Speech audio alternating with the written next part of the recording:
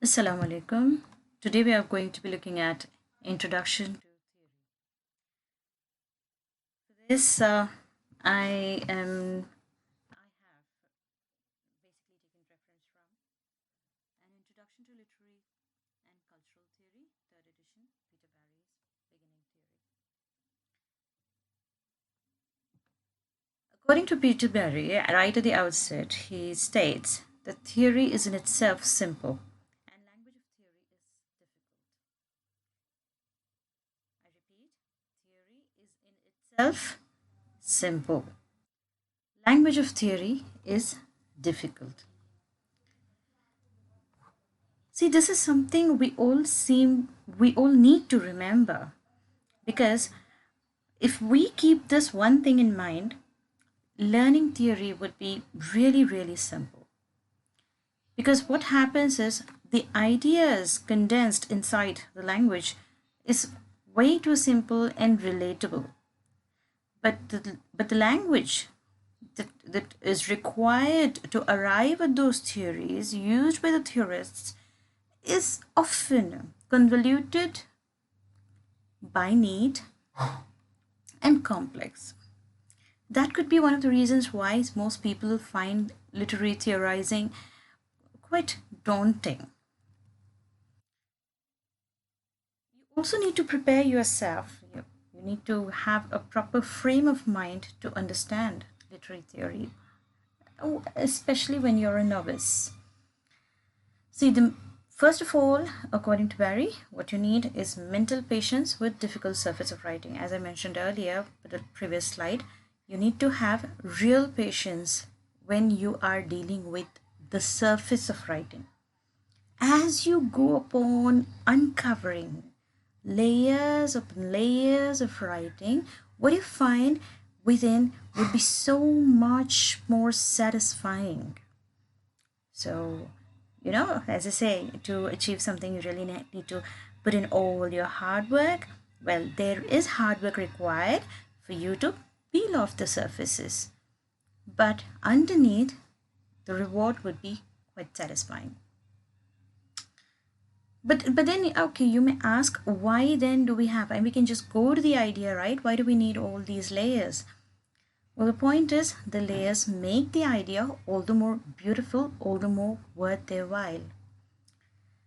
Second point you need to remember is that you need to resist the view that we ourselves are intellectually incapable. You see, there is this possibility that you may think that we are, one sec, let me just get my pen here. We are intellectually incapable. Incapable as in, I am unable to do it. I don't have the necessary intellectual acumen. I'm not the kind of person who thinks philosophically. Oh, she has a philosophical bent of mind. She can understand it very well, but I cannot. That is a general, uh, uh, I think, a gross, um, gross misgiving most people labor under. Because no one is incapable, everyone is capable of philosophizing. Because what is philosophy but life itself? Yeah. So everyone is capable of philosophizing, and everyone is able to intellectually analyze everything that is going around with them and with them. And what is literature but just this, the story of everyone's life? Yeah. So never ever use the word it is my fault because I do not have the ability to understand. Right? All you need to do is, have a little bit of interest and apply yourself. Apply yourself, and well, yes, obviously you'll get results, inshallah. Now, do not assume that the difficulty of theoretical writing is always the dress of profound ideas. Yeah? Never say never. Well,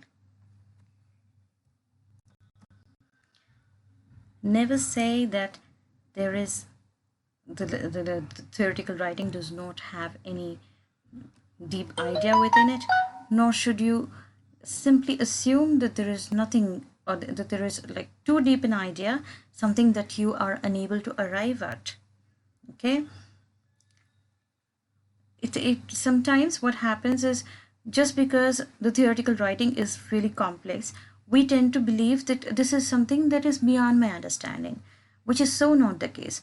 Often, quite often, the theorists, they think and they manipulate language and literature and theorize to the extent where it becomes so convoluted that at the end of the day what you feel is it's like too philosophical, too complex for a normal mind, or for an average mind. But astonishingly, what you would find is a very simple idea, though you may not have thought about earlier. It just gives you newer perspective, a newer idea. Okay. Now, also do not be endlessly patient with theory. It has to amount to something everyone can understand. As in, see, in the beginning I said mental patience with difficult surface of writing. As in, you need to have patience in the beginning. But then again, Barry says that do not be endlessly patient. As in, like, you just don't go on and on and on learning about theory, because it has to arrive at something, it has to amount to something everyone can understand. Okay, theory cannot exist in vacuum. Okay, it has to be of use to people. All right, now review your study of literature to date. Now this is a simple exercise. I want you all to do it, because unless you do go through this exercise yourself, there is no point in further continuing our our venture into learning literary theory. So what you need to do is, first of all, you need to question yourself. What first made you study English? Okay, what first made you study? I'm not only talking about English language, but literature as well. So what first made you study English? Then what did you hope to gain? Has that hope been realized? As in, you start off with a certain idea that, okay, English, you probably had a fascination for the language, or you probably read some story that had you so enamored of the language that you wanted to explore more.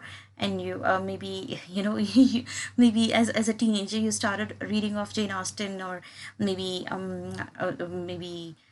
Charlotte Bronte, or maybe Thomas Hardy, or maybe just plain and simple Nancy Drew stories, or Enid Blyton, whatever.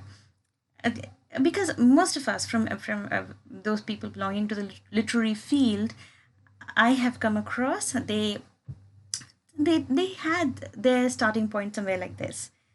You read something in English and you get so attached to it, you just fall in love with it. So here, what first made you study English? That's the question you need to ask yourself. And then, did you hope to gain whatever you hoped? Has that hope been realized? Yeah. What did you hope to gain, and has that hope been realized? Well, are you really okay with your choice, or like have you, whatever you started off thinking about literature, as in, like, some people start off with novels and end up in poetry and criticism. Some people start off reading some prose text, and they get so enamored of it, they explore more into it, and their interest moves on to other genres, other parts of literature that is so different from where they began. And uh, and yes, some people, and the purpose for which you start reading literature, you join a literature course. Yeah, all these things you need to think about it. Then, which books and authors were chosen for study, and what did they have in common? So obviously you've learned some texts, you've studied some novels, some plays, some poetry, a bit of prose, everything you have studied to some extent. Now look back, make a note of the kind of books that were chosen for study. What were the literary genres? Which ages did they belong to? What kind of text did you read? Which authors were given preference? All these make a list of, and try to find out what is common among them, because there will be, certain commonalities, certain similarities among each of those, you know, books and authors. Now look at in general terms your previous study taught you about life or conduct or about literature itself.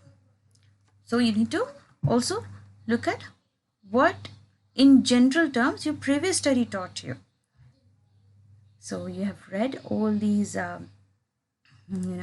texts, literary texts, and it must have taught you something about life.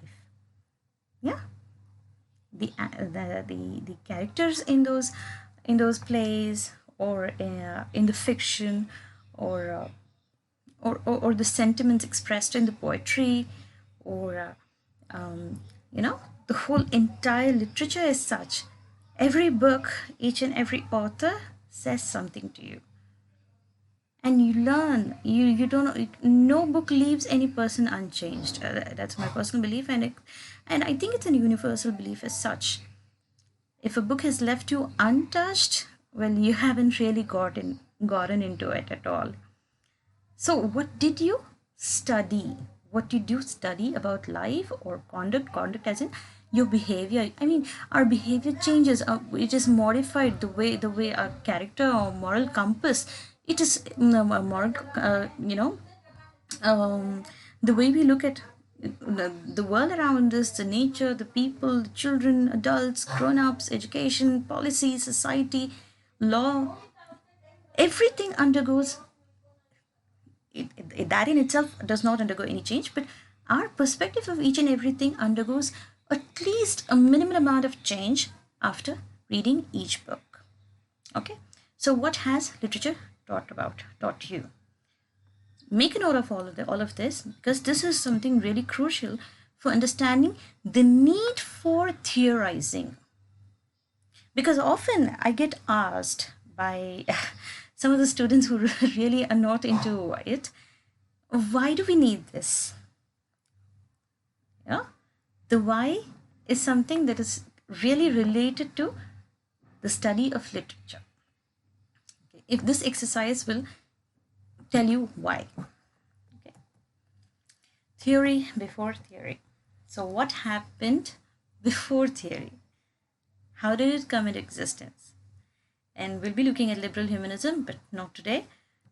But to understand liberal humanism, first we need to know the history of English studies.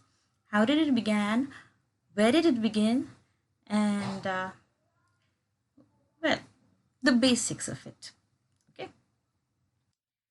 Well, English studies, as far as we know, it has been in English schools. It has been taught in English schools from probably from 6th, 7th centuries. Old English, Middle English, all these, every English was taught in schools. But when it comes to higher education, it has its beginning in the 19th century, in the beginning of the 19th century. All right.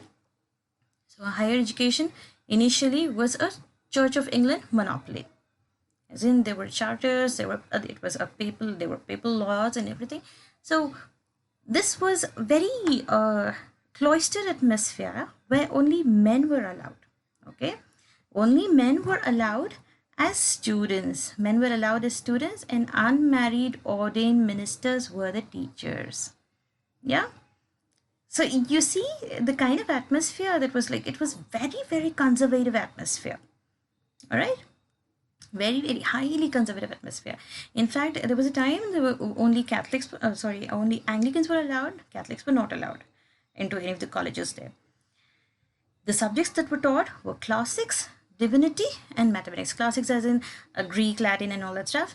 Divinity as in, the Bible and all the religious scriptures, and mathematics. It was believed that this is all we need to learn if you're going to be, going to a college. Now, this is the University College, London. Okay. London, 1826. Now, this is that college that allowed women for the first time to enter its portals and study. Now, again, this is the first place where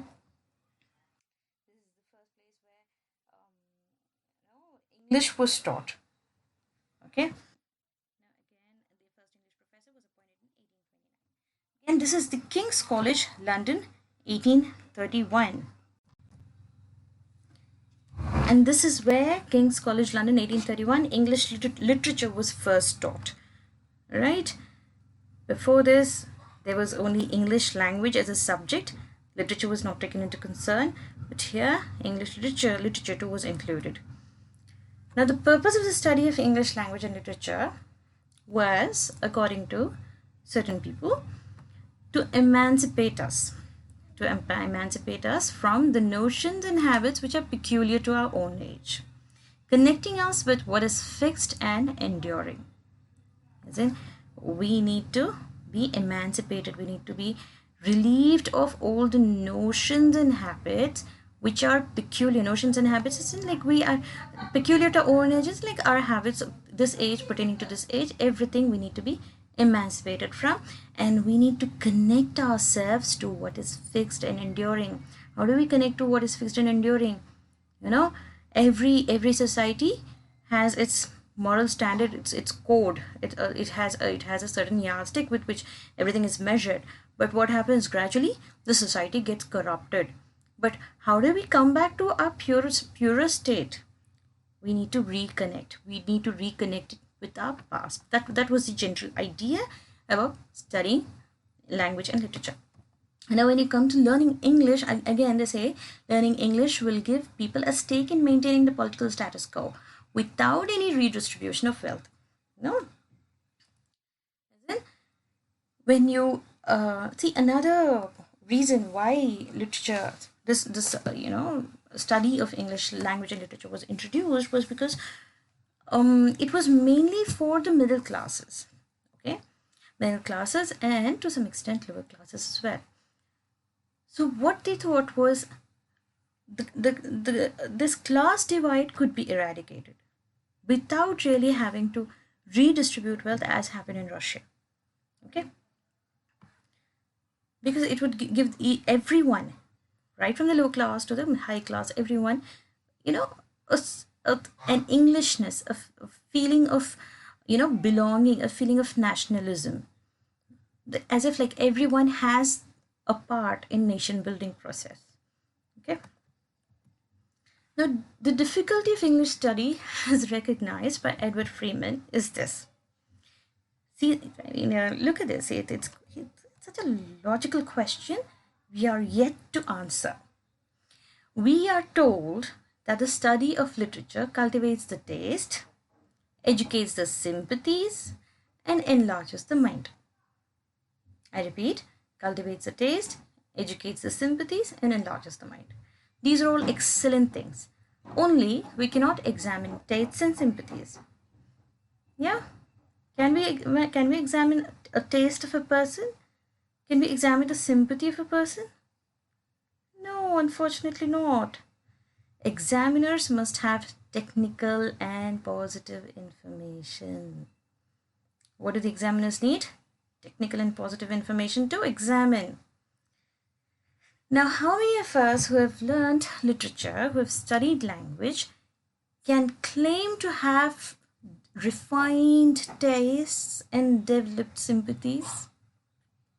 Not many, unfortunately. Yeah, it's a very valid question.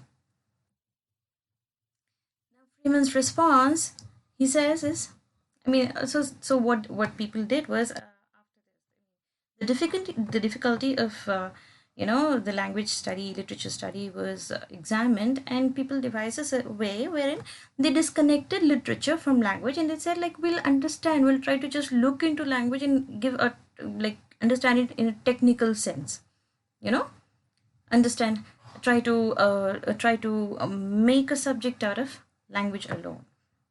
So to that, Freeman's response is this. He says, the problem was study of language versus study of literature. What he says is, what I meant by distinguishing literature from language, if by literature is meant the study of great books and not merely chatter about Shelley. Yeah, studying about great books is all about literature and not Shelley, as in Shelley was a contemporary of that time. Yeah. Now again, English course in 1894 at Oxford. After all this hullabaloo, what happened? Finally, an English course was devised in 1894 at Oxford, and along these lines. Okay, so this English had both language and literature together, and well, so we had this result once language with literature. We have historical language study, Anglo-Saxon, Gothic, Lato-Slavonic, and Middle English. All these, heavy historical language study along with the literature of the times. Okay, along with the English literature, that is. Now, furthermore, in 1920s at Cambridge, language with literature continued, but it was more decisive, more distinguished, in the sense there was a major break of language from literature. Okay, even though language existed with literature, the theorists of the time, they believed that language has to be studied separately from literature, but literature did require language for greater understanding. So it isolated the literature from history and context, as in I. A. Richards' practical criticism.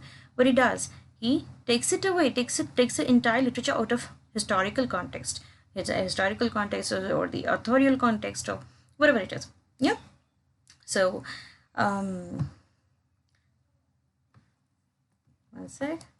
Yeah. So again, it also identified close verbal analysis and difficulties in deciphering meaning. So these are the three things that happened at Cambridge in 1920s. Okay. So what are they? Break of language from literature, isolated literature from history and context, identified close verbal analysis and difficulties in deciphering meaning. As in, close verbal analysis was taken into account, and the difficulties as in deciphering meaning, as in remember William Emerson's 7 types of ambiguity. So all these were taken into consideration. So F.R. Lewis, another important person of the time, theorist of the time, he and his wife Curie Roth, they started this journal in 1939. Why I've mentioned here is because this is one of the seminal works of critical writing, or like theorizing actually. This thing called scrutiny. Okay, it's not mentioned in here, but yes, it's called scrutiny, and it was started in 1939 and went on for about more than 2 decades of publications, and they decided the way, or maybe paved the way for further discussions, further discourse on theories. Okay, so how did literary studies grow from 1930s to 60s? Well, it was further isolated from language studies, historical considerations, and philosophical questions. So as it is, literature and language were being separated. But then from 1930s to 60s, what happened with the advent of modernism and postmodernism and structuralism and deconstruction and everything? What happened? Literature was further removed from language studies. Literature was removed from language studies, from its historical background, from the philosophical questions as well. Now, the project of theory since 1960. So what we saw was 1930s to 1960s. After 1960, the main project of theory has been to re-establish connections. To re-establish connections between literary study and the 3 academic fields, that is language studies, historical considerations, and philosophical questions. We've been going back to the roots. Thank you. This is all for today. Inshallah, we'll meet again tomorrow.